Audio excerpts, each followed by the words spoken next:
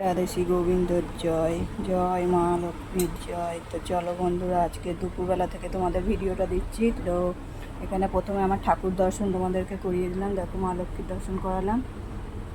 আর দেখো তো এখানে কে আছে। এখানে আমার গপু আছে আর আদি আছে। এখানে আদি মালা পড়েছে আর এখানে দেখো গপুও মালা পড়েছে। তো চলো এখন খাওয়া দাওয়ারই বসবো। তো কী রান্না করেছি সেটা তোমাদের সাথে শেয়ার করি। তো শুভ দুপুর বন্ধুরা, চলে এসেছি ভাত নিয়ে। তো কী রান্না করেছি দেখো, এখানে আছে ভাত।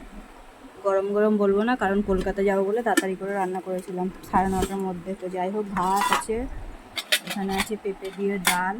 আর ডালটা দেখো, এই দেখো, পেঁপে দিয়ে মুগের ডাল ঘি দিয়ে সুন্দর চিনি দিয়ে করেছি।